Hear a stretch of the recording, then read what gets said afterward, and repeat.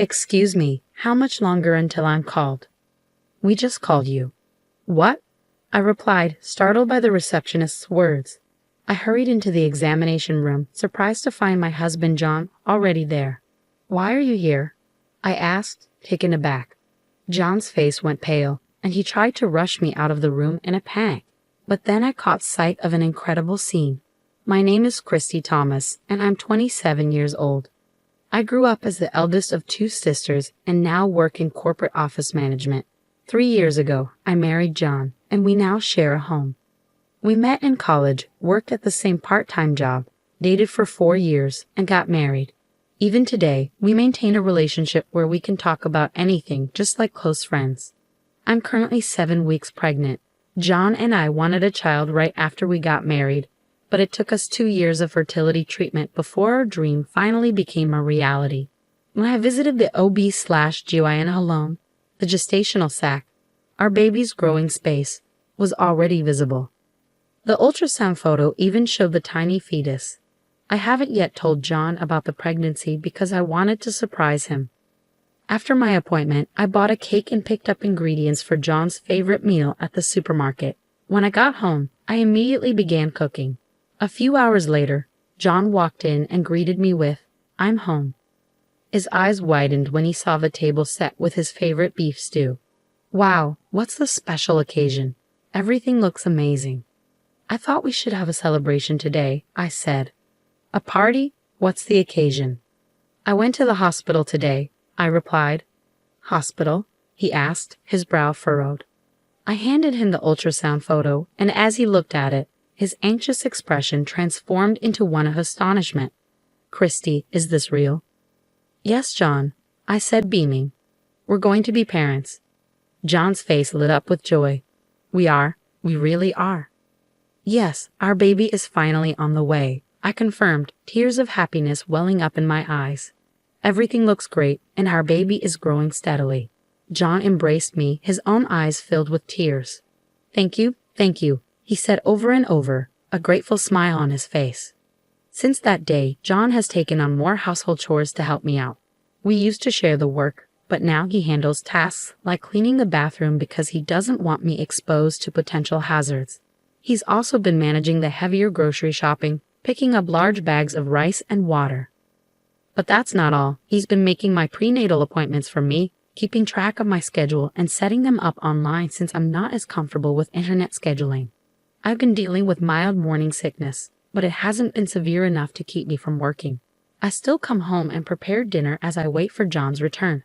Lately, he's been working overtime frequently, usually not coming home until after 9 p.m. Tonight, though, he didn't arrive even after 10 p.m. Normally, he calls if he's going to be late, but this evening, there was no word from him. I tried calling him, but there was no response. I waited anxiously. Finally, just past 11 p.m., I heard the front door open. I rushed to greet him. "John, welcome home. I was worried because you didn't contact me." "Ah, sorry, something unexpected came up," he said. "But you weren't supposed to have overtime tonight. Did something happen?" I asked. No, just some unplanned work," he replied, avoiding my gaze. His evasiveness unsettled me, so I pressed further. "John, are you hiding something?"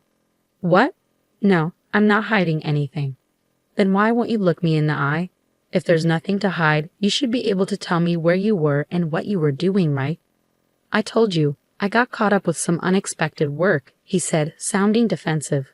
"A junior made a mistake, and I had to step in and handle it." "Even so, couldn't you have sent me a message like you usually do? I texted you several times and even called." John, normally so composed, raised his voice at me, his expression one of frustration. This was the first time I'd seen him like this, and it startled me. He continued, his breathing heavy. "After working late and then coming home to be doubted. What nerve? Is it entertaining for you to make a fool out of me?" "John, what are you talking about? I'm not making a fool out of you. I'm just asking why you were late."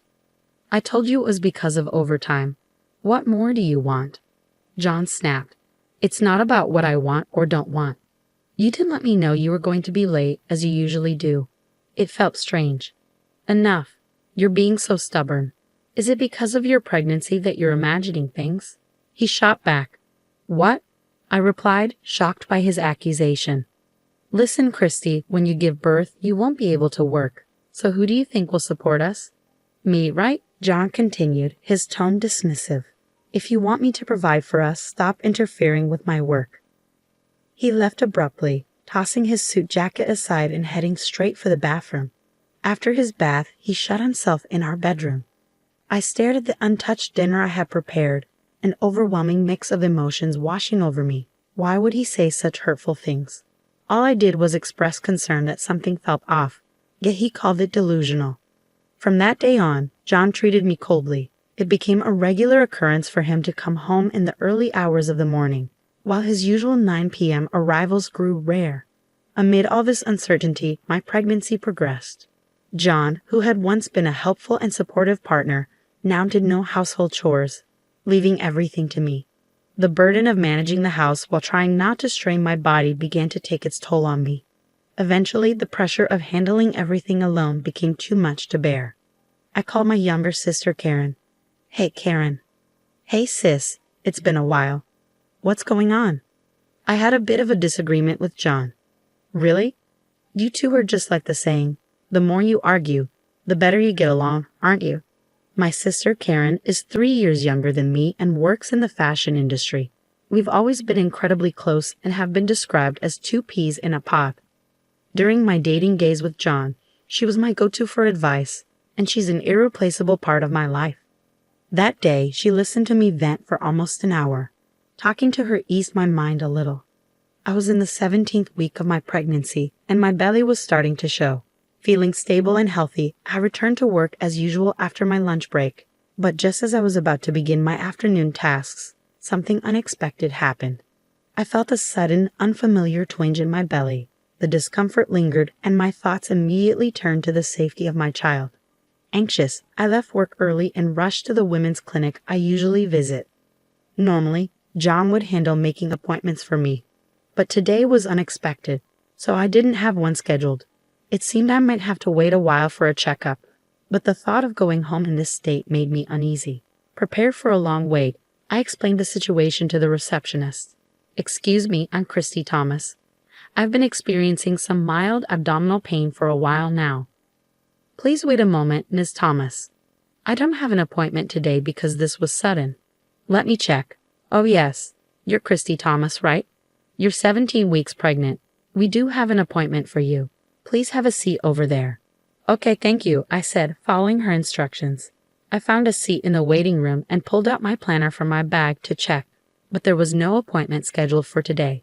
Since the incident, things had been tense between John and me. Despite that, he had still been managing my medical appointments as usual. However, my next appointment wasn't until later. It definitely wasn't scheduled for today.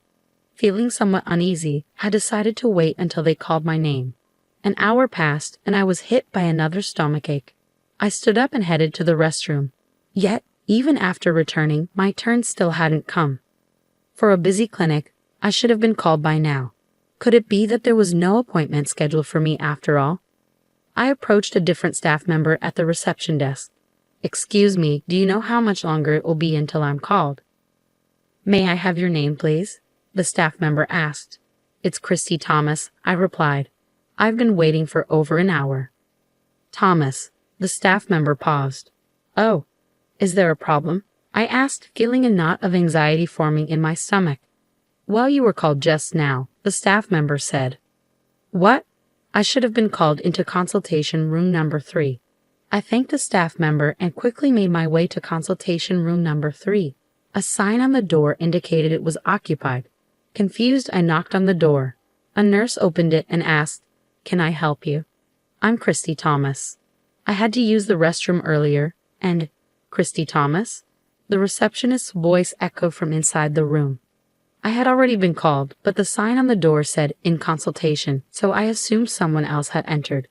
Wait, you're Christy Thomas? The nurse asked, looking puzzled. But there's already someone in the room with that name. What? I exclaimed. Nothing about the situation made sense. Determined to find out what was going on, I pushed past the nurse and entered the examination room. What I saw next was beyond belief. My husband, John, was standing there. Why are you here? I asked, shocked. John immediately began speaking in a flustered manner. Christy, what are you doing here? That was going to be my question. Why are you here? I retorted. Well, he stammered. Did you make this appointment under my name? Why? Just leave for now, John said, trying to push me out of the room. Given the bizarre situation, I couldn't back down. Explain this to me, John. Why are you here right now? I'll explain later, he pleaded. Just go for now. No, I want an explanation now. I can't just walk away from this, I insisted. As I argued with John, the doctor, who had apparently just returned from an internal exam, came back looking puzzled. Wait, Christy, the doctor said, his eyes widening in confusion. What are you doing here? I just got here, I replied. Then who did I just examine? The doctor asked. As the doctor spoke, the door to the examination room opened and my sister Karen emerged. Karen? I gasped, stunned. I was utterly bewildered by what was happening. Why was Karen here? Oh well, Karen stammered. Her hesitation only fueled my growing frustration. Why is the appointment under my name, and why did you just leave the examination room? The doctor, who had been observing the scene, stepped in. Mrs. Thomas, I apologize for the mix-up. She was wearing a mask, so I couldn't tell, but I thought it was strange when the baby seemed too small for 17 weeks of pregnancy. It was no wonder the doctor had mistaken Karen for me.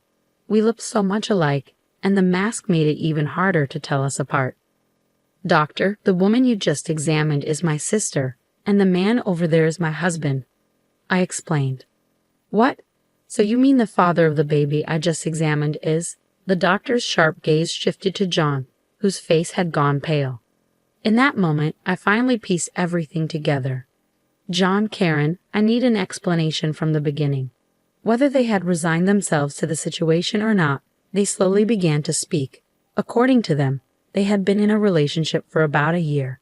While I was struggling to conceive and undergoing fertility treatment, they said they succumbed to temptation. When my pregnancy was confirmed, they were initially happy for me, but shortly after, Karen's pregnancy was also confirmed. Karen asked John to accompany her to the hospital because she was nervous.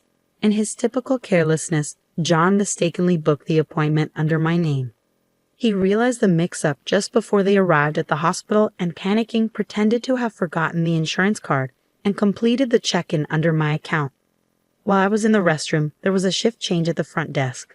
Karen must have seized the opportunity to slip into the examination room without crossing paths with me. Initially, the doctor didn't realize it was Karen since she was wearing a mask. However, during the examination, it became evident that she wasn't me. As the doctor puzzled over this, I arrived at the examination room. After regaining my composure, I underwent my own checkup. The abdominal pain was diagnosed as transient, and there were no issues with my baby. I gathered my husband and sister and headed straight for our parents' house. I also contacted John's parents and asked them to join us. Once everyone was assembled, I explained the entire situation. Of course, you're going to take responsibility, right? I asked, directing my question at my husband. Responsibility? Of course I will continue to be with you, Christy, he replied. Huh? What are you talking about? We're obviously getting a divorce, I interjected. But you just mentioned responsibility, he countered. The responsibility I'm talking about is alimony. I'm going to make sure you both pay for what you've done, I declared, feeling a surge of anger. What? Wait a minute. I never intended to get a divorce, my husband protested. His words ignited fury in my sister, who was standing nearby. You said you loved me more. Was that all a lie? Karen grabbed my husband's collar, and they began to argue. Their loud quarrel pushed my anger to its peak. I splashed the tea from the table onto both of them, raising my voice to get their attention. Enough is enough. I'm divorcing John and cutting ties with Karen. You two just need to pay the alimony without argument. Wait, Christy, I love you. John tried to intervene. Christy, I'm your sister. Don't talk about alimony, Karen protested. Both of you stop. You're only saying what suits you. How far do you plan to humiliate me? I'll collect the alimony by any means necessary, even if it means sending you two to hell. If you understand, get out of my sight, you scoundrels. At my outburst, they both fell to their knees, pleading for forgiveness. Please forgive me, Christy, John begged. I also beg you, Karen added, But it was too late. Their actions were unforgivable, and I had no intention of pardoning them. After that, my husband and I divorced as expected. I blocked Karen's contact information and severed all ties with them. They were disowned by their families and forced to fend for themselves. John's affair became known at his workplace, and he faced cold stares from his colleagues. Unable to endure the hostile atmosphere, he started skipping work without notice and was eventually fired. Karen, suffering from severe morning sickness, had already quit her job.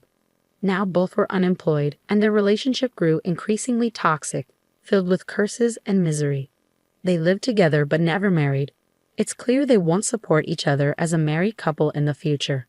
As for me, I moved back to my parents' house and embraced a new life as a single expectant mother. I switched to remote work and am now waiting anxiously for the birth of my child. Though I fear raising my child without a father, I am determined to pour all my love into my child and raise them the best way I can.